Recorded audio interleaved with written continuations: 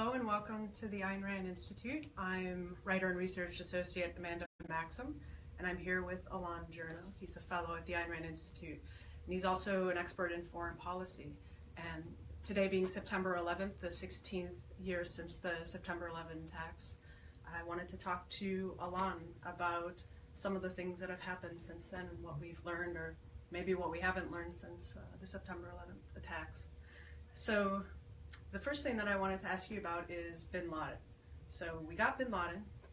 He was killed and buried at sea, but the threat seems to still be there from Islamic totalitarians. So why, who's the threat? Who are we supposed to focus our attention on if bin Laden's now gone? Yeah, so for many years people looked at bin Laden as this is the enemy, the face of the enemy, the leader. And he was the leader of Al-Qaeda, which was one of the biggest Islamist groups out there, and obviously the group behind 9/11 16 years ago. I think it's important to recognize that although we got him, the reason the movement's still going on is that it's not fixated on an individual. This is about ideas. So the Islamist movement or the jihadist movement is about a certain goal, a certain end, and it's a political, ideological end. What they're trying to do is to create a different world. If you look at Islamic State, which is another member of this wider group, they're trying to create a society shaped in every possible respect by Islamic religious law. And so what you see is that this movement is bigger than Al-Qaeda, it's bigger than Islamic State, it's bigger than all the groups that you've heard about, including Hamas and Hezbollah, and there's a whole host of these groups all over the world. What unites them, talk about what sets them apart, right? So there's Al-Qaeda and then Islamic State, and they had a big rift, right? They're enemies now. And then you have sectarian differences between the Shiite and the Sunni, which are big sects within Islam. There's a lot that separates them. They fight over things. But what really unites them, and I think this is the essential point that has been lost, is the goal, the end. What they want is a similar kind of society shaped in every detail by Islamic religious law. And we've seen what this looks like. It looks like Raqqa under the Islamic State. It looks like the Taliban regime in Afghanistan. So it's no surprise, and it should not have been a surprise, that after bin Laden's death, this movement keeps going on, because the goal, the ideas that animate people to join it are still there, and they haven't been defeated in terms of what they're trying to accomplish. So you're saying that despite the faction appearance of what's happening in the Middle East, you've rattled off a list of a whole bunch of different groups, that they're united by something, by an idea, by an ideology, and that's the thing that we need to recognize in order to stop the threat. And I think, so one of the things that occurs to me, I looked this morning on Wikipedia, the list of terrorist attacks, and just looking at that list in 2017, it just seems to keep growing and growing and growing, and more of those attacks are occurring in Western nations. And so I'm wondering, we seem to have the strongest military on the globe, but we're still facing this threat. Why? Yeah, and so to build on the earlier point and connect it, so in the same way that for many years we were badly mistaken about what the nature of this enemy is. It was not just Al-Qaeda, as George W. Bush wanted to insist, and it was not just Al-Qaeda, as Barack Obama wanted to insist, or even the various names they found for this. It's a movement, right? And it has different factions. Now, we're still facing it because it was not just that we didn't understand the nature of this enemy. We didn't just fail to recognize it. When we went into response mode after 9/11, in terms of military reaction, the failure to understand it was carried through in terms of the military and policy plans. And so what we have is this paradoxical situation. As you put it, America is the most powerful country militarily, by any measure. There's no question in terms of expenditures, in terms of technology, and yet we're still fighting this threat. So my answer to that, and this is what we talk about in the book, Failing to Confront Islamic Totalitarianism, which we brought out a year ago. I'll tell you more about that in a bit. The failure to understand this enemy has wide implications, because it's essentially a philosophic problem. We can't conceptualize the nature of this enemy. So what we did in action, in response, you think about Afghanistan, the war there, which is still ongoing, and Iraq, which is a huge mess. The failure there was not essentially a failure to use our military might. it was a failure to decide that that's what we should do. So we have an incredible military, but we refuse to act in our self-defense. And this is one of the shocking things people don't get, right?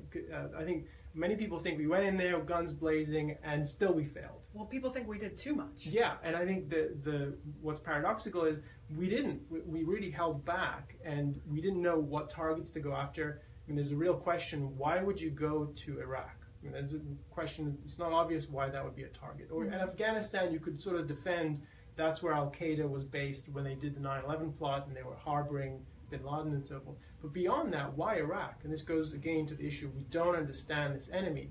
Iraq was not a major threat and not a big part of this movement. I think a much more important target would have been one of the countries that's a state sponsor of the Islamist movement, has been for many years, which is Iran. That's one of the things we at the Institute were arguing.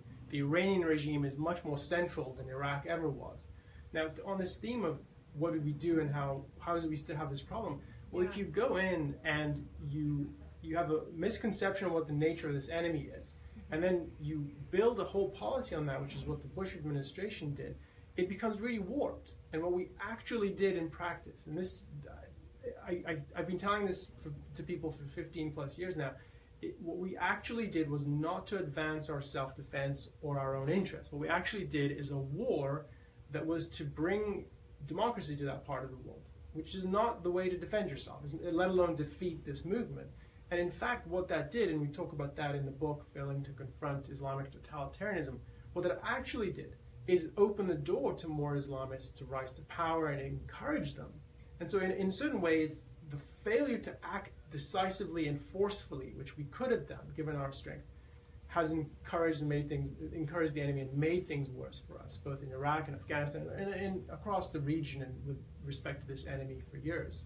So it sounds like what you're saying is something that I've heard a lot of people say, but I think you mean it in a different way. So a lot of people say that, look, we went into Iraq, to Afghanistan, and by using military force, we've actually made the problem worse.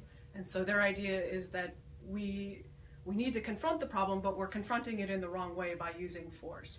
We need to instead, I don't know, use love versus hate or something like that. And you're saying that there is some truth to the fact that we've made the problem worse, but it's maybe not in the way that most people would think? Yeah, completely different. Okay. Completely different reasons from my view. And my view is I don't even put the blame on the military, which I think they get a really unfair treatment. They're treated as the ones who failed, they lost the war, the military overdid things. I don't think that's the way to look at this at all. I think the military deserves a lot more credit than people realize. Military acts in response to the policy set by our government. And I place the blame squarely on the shoulders of President George W. Bush and after him Barack Obama, in particular, for having irrational policies. And that's where I think is the source of the problem. We had an irrational policy under Bush, it continued under Obama, and what was distinctively irrational about it was the philosophic premises that we were acting on. So what you would expect in a war is that we would go and eliminate the threats that we faced, and thereby serve our security and make ourselves safer, right? And that's self-interested, that's what's appropriate, that's what you would want to do. That's not what we did, and in that respect, we didn't use our military to its full capabilities. We hamstrung our military. So I've called this, it was a self-crippled war, because we had our soldiers in the battlefield, and we prevented them from acting to defeat this enemy, let alone defend themselves. And you have all these preposterous situations where the rules under which they have to fight are so restrictive that they give the enemy all kinds of advantages on the battlefield. And it's a travesty to put soldiers in the line of fire and prevent them from defending themselves, let alone advancing our national security. So my view is our military was sent in but wasn't allowed to do its job for which it's excellent at doing. And that's the core of the policy problem, is we didn't believe we had a moral right to act in our self-defense. And that's reflected both in the goals we set and in the policies we acted through our military. So we need to stand up for ourselves morally. Yeah, I think our perspective of the Institute has been that the crux of the problem since 9/11 has been a moral crisis. It's, as you put it, we were unwilling to act in our own self-interest. We weren't willing to stand up for ourselves, to be self-assertive. which goes against the myth that America is this, giant that goes around asserting itself, boastful, and, beating its chest, and we're doing everything. That's not at all the reality when you really study it. There are things that America does in foreign policy that are completely irrational, and most of the last 16 years you can classify that way. But what it isn't is self-interested. And that's the crux of what's going on. And I think this is a philosophic failure. It's a failure to understand the nature of the enemy, to conceptualize it. It's a failure to believe in our own right to self-defense, our own value, and then a failure to act on that. And so, from top to bottom, I think the big story that hasn't been told or fully recognized, let alone digested, is that what led us into this crisis now is a failure to advance our own interests. It's a failure to conceptualize what we should be doing, and it's ultimately a moral, philosophic issue that we need to address if we're going to use our military might as it's supposed to be to defend ourselves. Because I think go back to your earlier question, I think we could defeat this enemy, and I think it wouldn't be as challenging as many people believe, just given the military power that we have. We tower over all these groups and their state sponsors in a way that if we really straightened our spine and acted in our own self-interest and understood what that meant and explained it to people confidently, we could defeat this movement once and for all.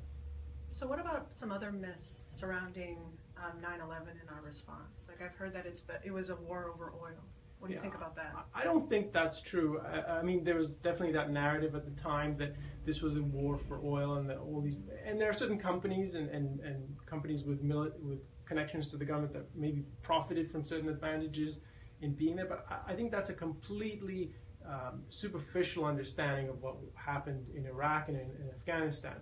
My take, and what I argue in my earlier book, Winning the Unwinnable War, which I also recommend, and we'll talk about that at the end, is the war had no clear purpose to begin with, and it shifted. And where it settled is that we were going to bring the people of the Middle East up from their poverty and their oppression and liberate them, in effect. That was the theme of Bush's policy.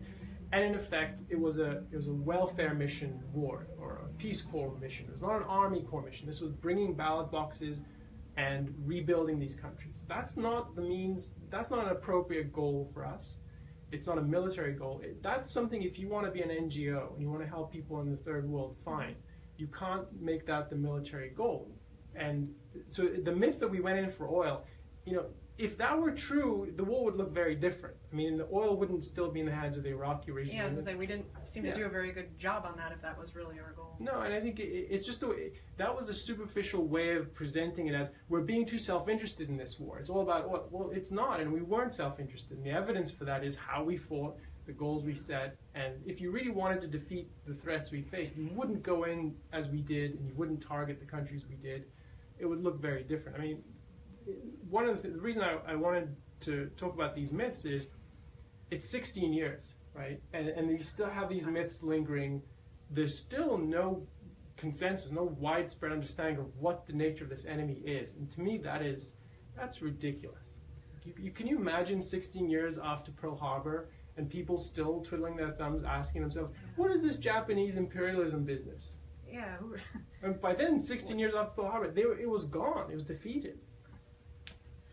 Yeah, so you're saying that people are missing some key way of putting the pieces of the puzzle together to form a picture. Yeah. And I know that the Ayn Rand Institute we've been talking about 9/11, but certainly foreign policy before 9/11 ever happened. So can you tell us what is what's going to bring that picture together for people, and how has the Ayn Rand Institute been helping to make that clear? I think putting the situation in a wider context, as you put it, bringing the pieces together, that's part of what is our unique perspective on this. Is we've been writing and speaking about both 9/11 and before that, the issue of the threat of the Islamist movement prior to 9/11, but since 9/11 in a big way. And what we've tried to do for people is to educate them and help them understand how all these various groups and all their goals and all these crises and attacks, they actually fit together into a wider picture.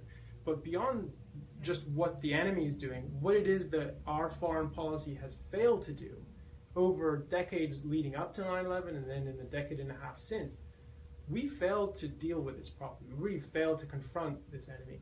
And that's part of what the Institute's been showing people in a kind of wide-angle view. And as I put it earlier, I mean, the real source of the failure is ideological or philosophical. We don't understand it. We don't believe we have a right to defeat it.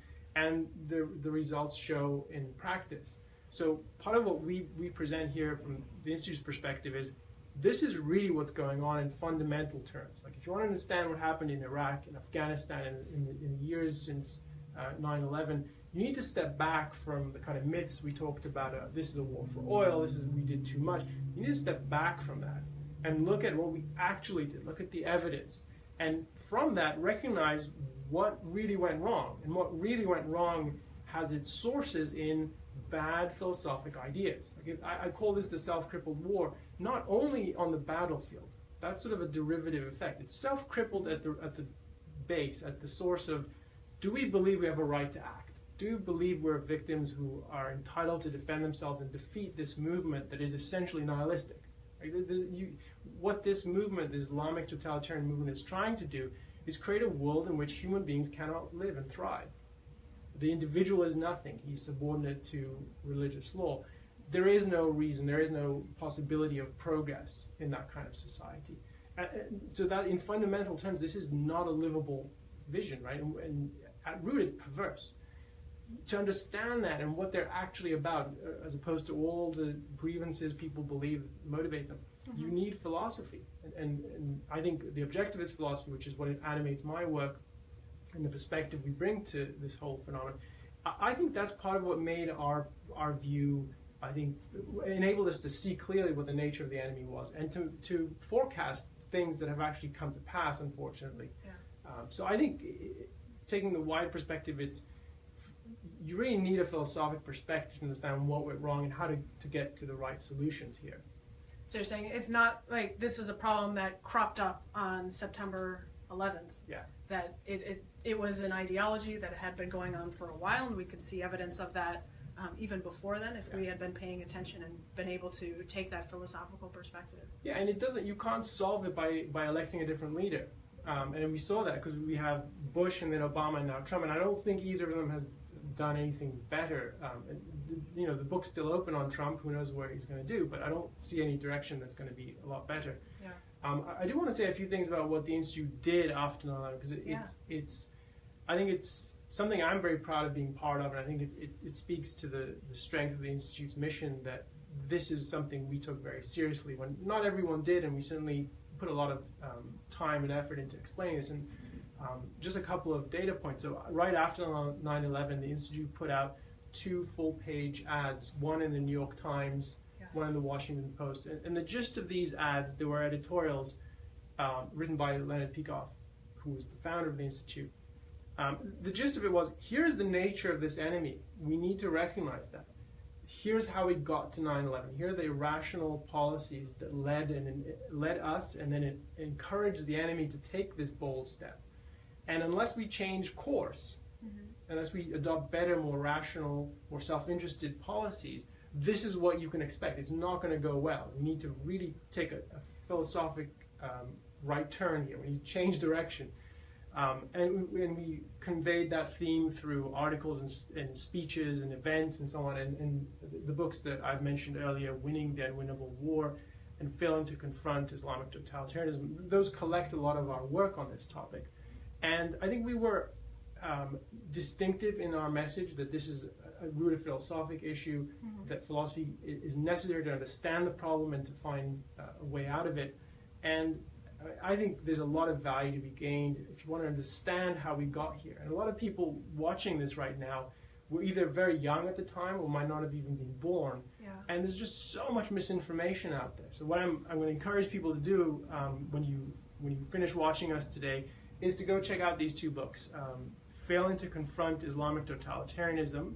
Its Kindle price is 99 cents. I think that's a hard price to beat. And then if you want the paperback, which is pretty cool if you're into paper, I think it's about $6.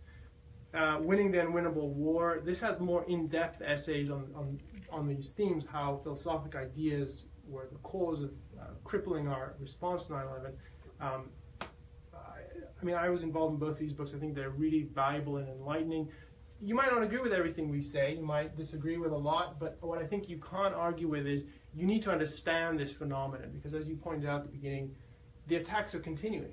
Yeah, it's something I think people really struggle with, that you continue to see attacks happening, and it seems chaotic. They come from different places. You're not sure what to make of it. It doesn't seem like leaders are doing anything that's effective. Everybody has a different idea as to what could, what's causing it, what the solution is. And so I found a lot of value in both of those books to help put that together and to understand it and to make sense of it, which is the first step, I think, to doing something. Yeah, I think so too. Well, thanks, Amanda, for stepping in and chatting about this today, and thanks for watching. All right, bye-bye.